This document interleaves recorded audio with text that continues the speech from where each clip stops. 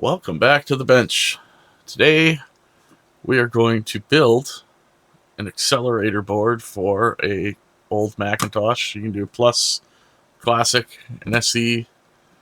This is the Performer accelerator, which has been cloned by Bolle here, who's a popular guy on a lot of Macintosh forums. He's made a lot of things like the SE Reloaded and SE30 Reloaded boards, and tons of accelerators, lots of projects. And he's been kind enough to release this one open source on Github, the same way he did with the SE and SE30 Reloaded boards. Now, you can actually buy these. MacEffects sells them pre-made for $188 US, which it's a pretty good deal. Now you can choose here what it comes with. I mean, with the FPU, you're looking at $229 US.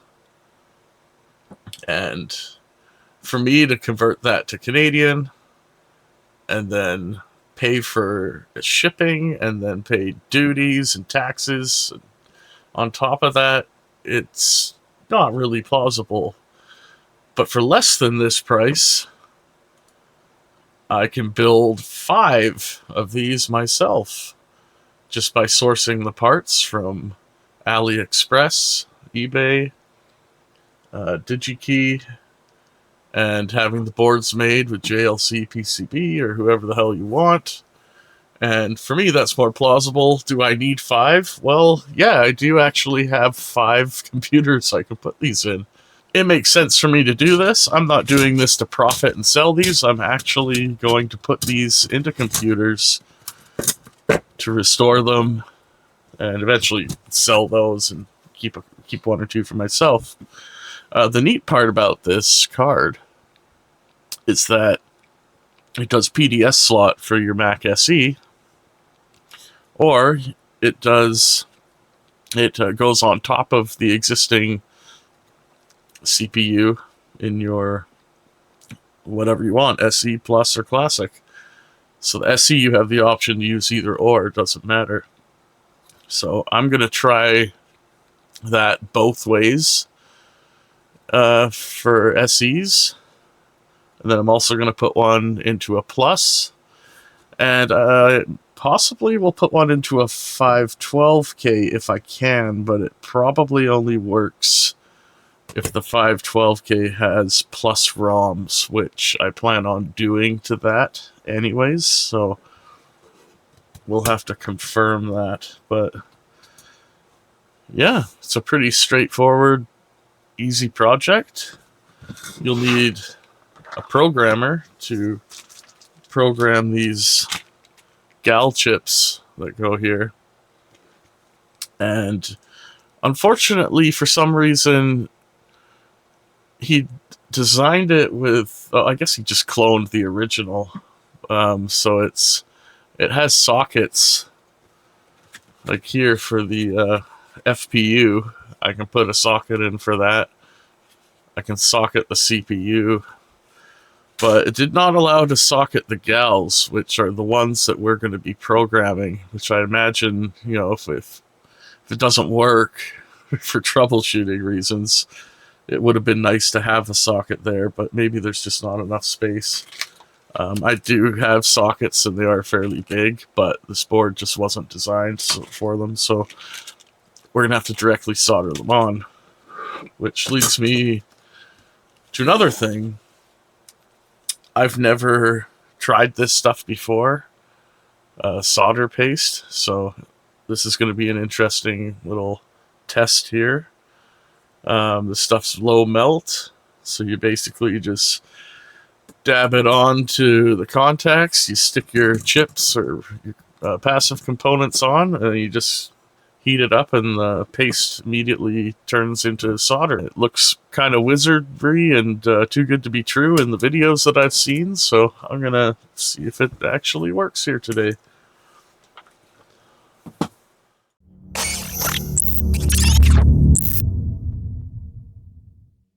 Okay, well, I guess we shall start by installing all of our passives. And again, this is my first time ever trying this out, so...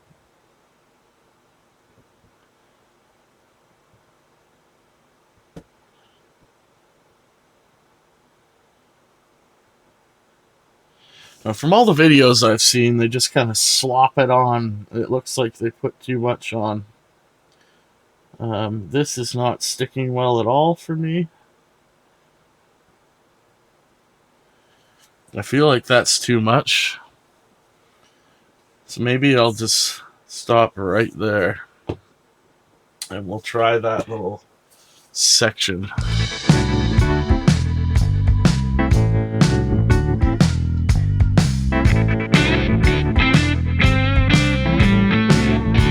Alright. So that looks terrible. But according to all the little videos I've seen on this, that should just instantly ink right up. So I'm going to turn on our air. I'm going to get airflow down quite a bit. Alright. So my airflow's at 30%, just so these don't blow away, which they're doing. So let's go even lower. 20%.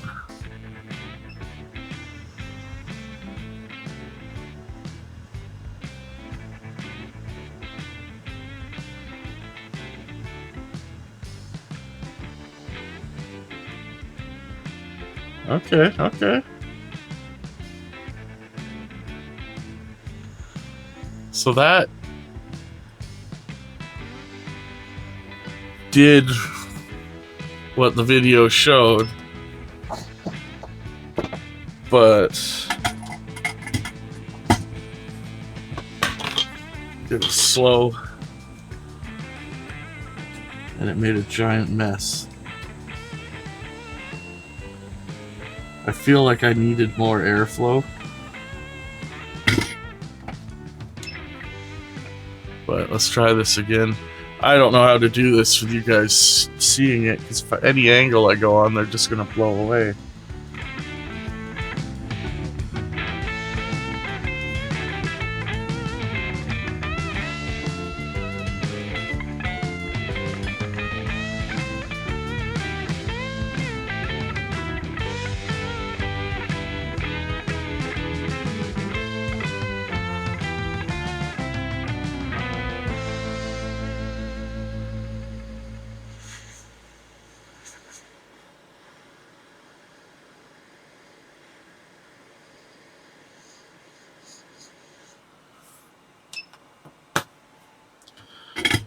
Okay, so that's better.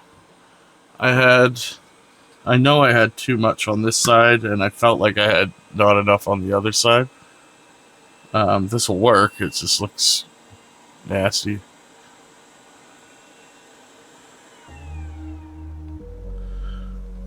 Okay, now I know what I'm dealing with. We can start on this one here.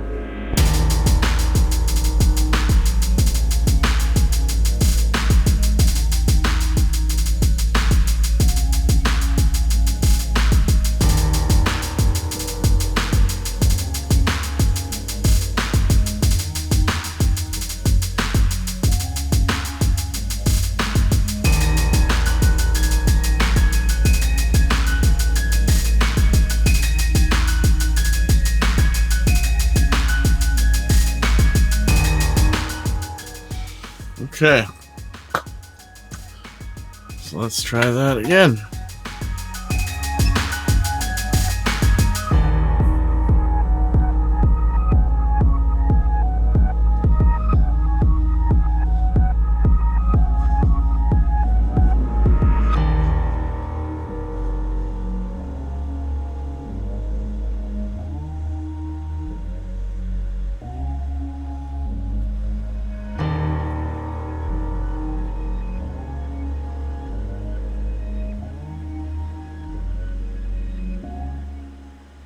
That is pretty cool. I gotta admit, that looks really neat.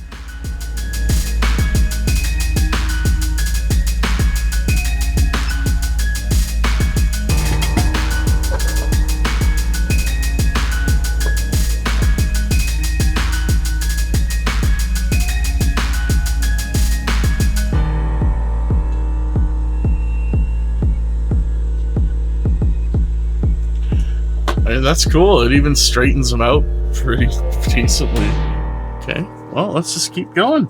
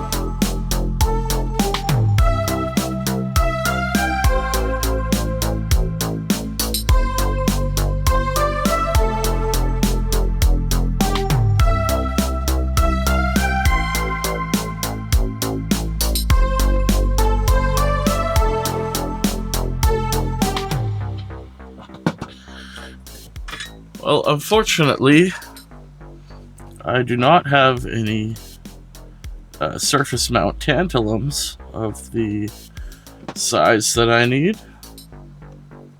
So for this first board that we're doing, for this video, I'm just going to use these through-hole ones, which will work perfectly fine. They have the same rating. They'll just be a little bit bigger. But we're not looking at any kind of space constraints or anything, so that's perfectly fine. This one here will hang over the edge a little bit, but again, not concerned about it. Sometimes you just gotta work with what you got. Especially these days, the price of components is just getting out of control.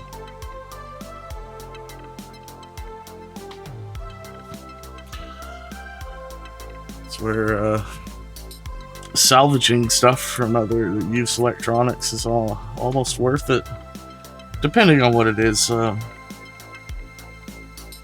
Capacitors I wouldn't, but unless they're large ones or reformable ones.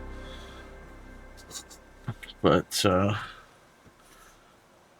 tons of perfectly good salvageable components in a lot of electronics these days. I'm all for it. But these are new, and they will do just fine. I think maybe I should wick some of this up. These little solder blobs, but that's it for the passive. So the next thing we will do is move on to programming our gal chips. Let's solder in this crystal filter while we're at it. Now, this is the magic of this card, is that you can jump these contacts here, SJ1, and this will run at 16 megahertz. Or you can put whatever filter you want on and run your CPU and your FPU at whatever you want. So, but you need to match. So, for instance, I have a 33 megahertz CPU and a 33 megahertz FPU, If I wanted, I could put a 33 megahertz crystal in, but I have a 25 megahertz crystal, so I'm going to run mine at 25 megahertz. Again, if I wanted to, I could run it at 33 megahertz. But 25 is good enough, so that's what I'll be doing, and I'll leave that jumper open. Here is our crystal filter, and we'll want to match pin 1 as the dot. Pin 1 is marked up there, so it's going to go on like that.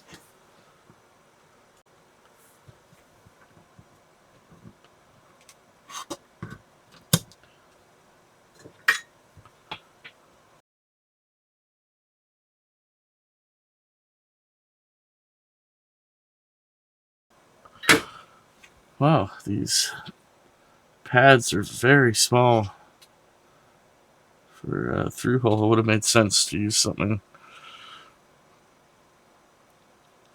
a little bit bigger. So there's our crystal filter.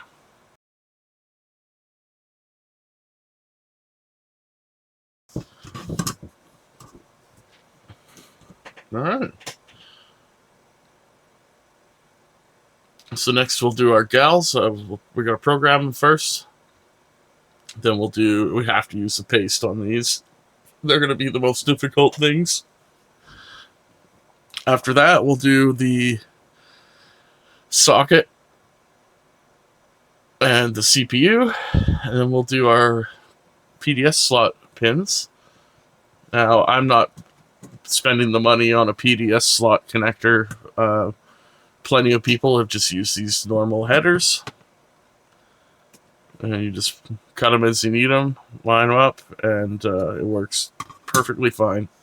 No need to spend, $30 on a connector when I can spend 30 cents on it. We're trying to save money here and get the best bang for the buck. Let's crack these open. Got our gal chips here.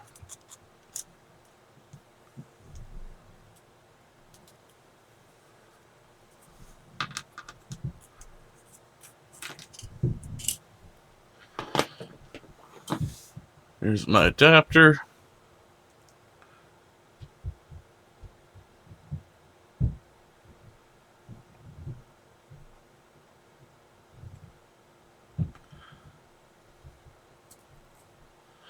We'll put it in. There we go.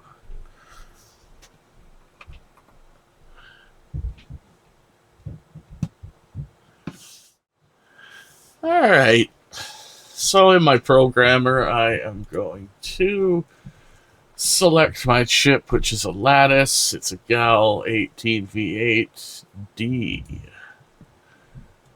I select it, and let's just read it, just to make sure. It'll do like a pin check here.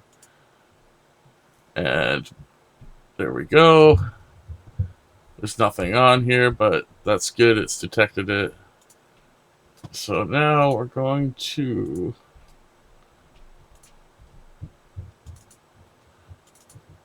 from the GitHub, we have our gals for each chip. So I'm going to start with number 3.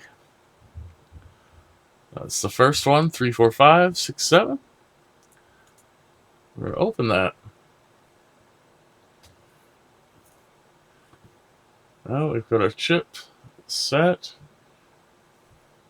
So I don't think I want to encrypt this. So I'm going to disable encrypt because that locks the chip out. I don't want to do that. I want to be able to read it after just to make sure that it's gone through. So now I'm going to hit program. Got our GAL 18V8D, which is ones I'm looking at.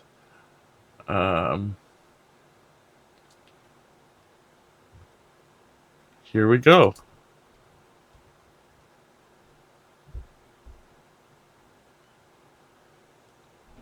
And verification complete. So now can I read the chip? And there we go. It has everything I want. So I'm going to put a 3 on there. So I know for when it gets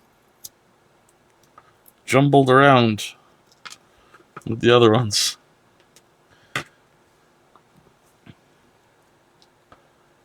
And I'm going to do the exact same thing for all of the other files. 4, 5, 6, and 7. Regardless if I need 7 or not, I'm going to have one programmed.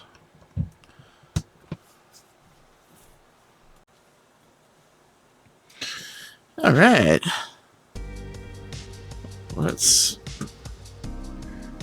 tin these up.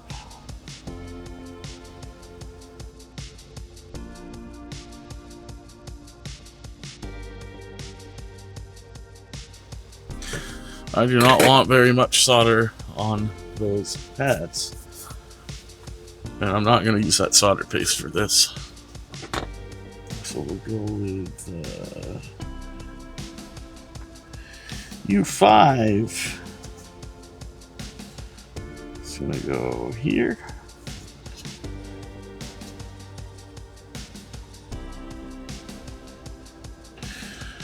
Now, what I will do is put a whole lot of flux in there.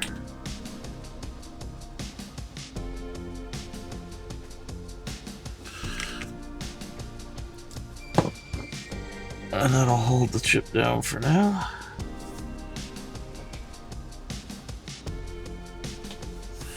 U6. Go right there.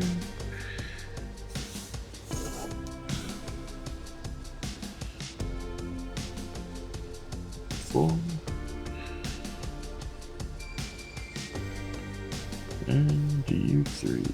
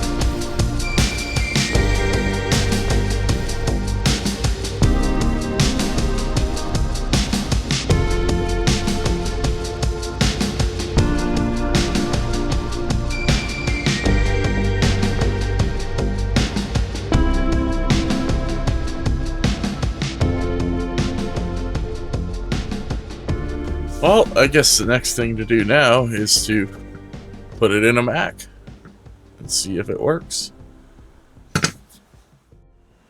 Alright, so we've found ourselves a Macintosh here. This'll do for testing. So let's open it up and see what we can do.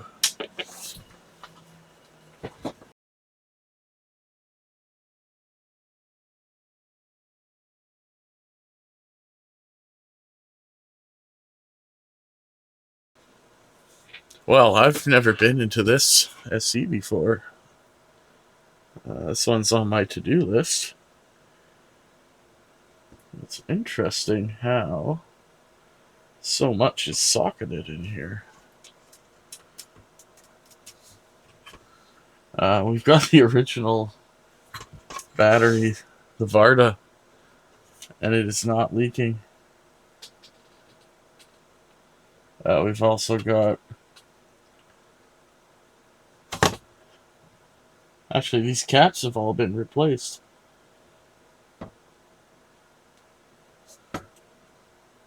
So maybe the Varda's been replaced as well.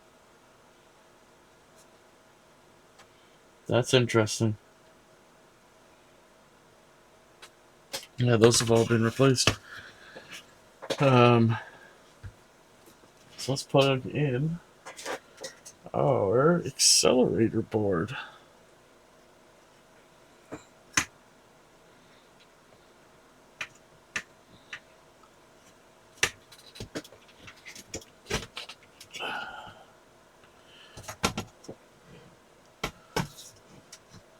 That went in quite easily.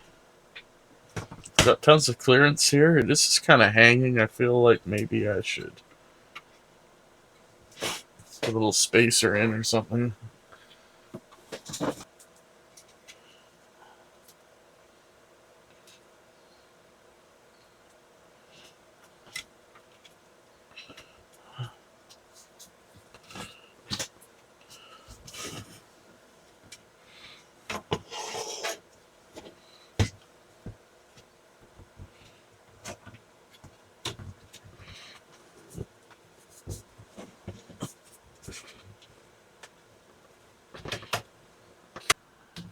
Okay, let's turn it on, see what happens. Ooh, I did not hear a beep. And that just happened. Okay.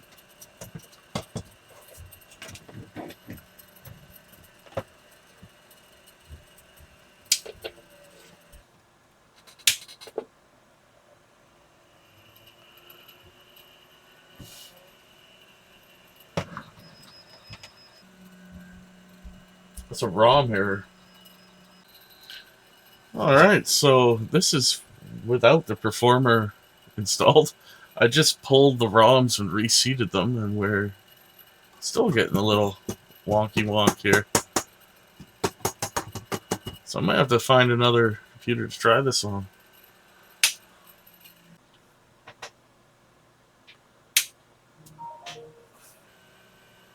Okay.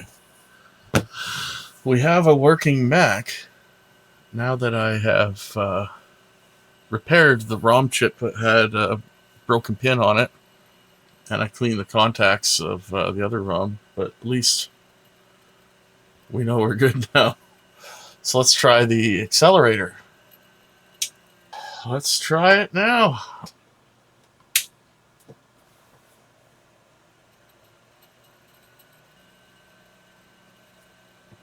Okay. All right. That's great. All right. So here we go. System information before the accelerator's in.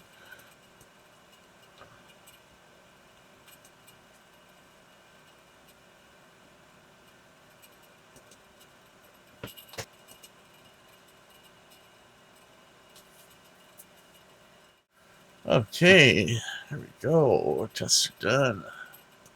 Here it is before. We'll do one after. Okay, well, after lots of fun trying to get these files to work, we finally unstuffed the Performer files.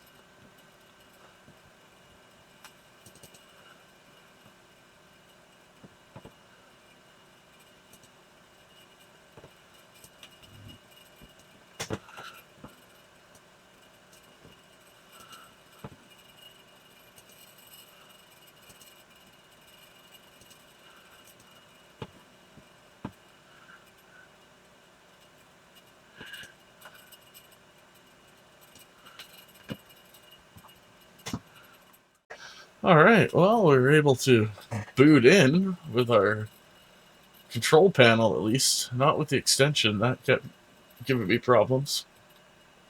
Let's see if it'll open now. Oh. Okay.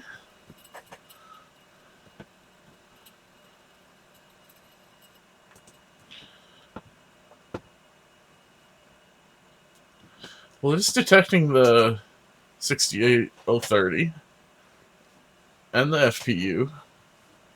So let's run some tests.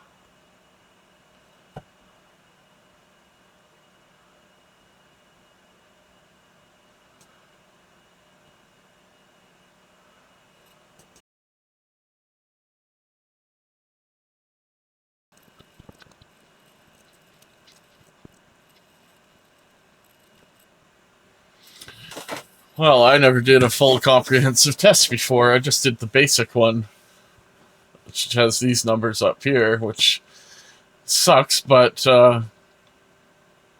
it's definitely quite an increase for sure. Unfortunately, I never did any of these other ones, but I'm sure they would have been much higher.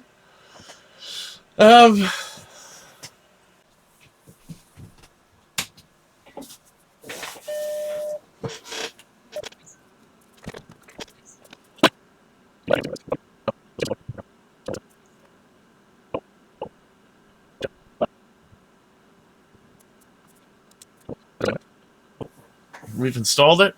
Now, it turns out that it always runs at 16 megahertz, no matter what CPU you put in it, as long as it's 16 megahertz and up, which is the lowest 68030 you can get, is 16. It's designed to run at 16 megahertz, and the crystal that you install on the board is actually meant for the FPU, so you can run the FPU at a faster speed. So we're running ours at 25 megahertz right now, and the CPU is running at 16 megahertz. There's nothing you can do about that, so it's kind of locked at 16, which is fine. I mean, so we're running at SE30 levels here with FPU. We just don't have cache and extra RAM, but it's a hell of a lot faster than a normal SE, so that's great. I'll be excited to put one of these into a Plus or a 512 next and see what kind of benefits we get out of that, which will be fun. Anyways, thanks for watching, everybody. If you like what you see, give me a like and a subscription, and yeah, come on back for more. Thanks.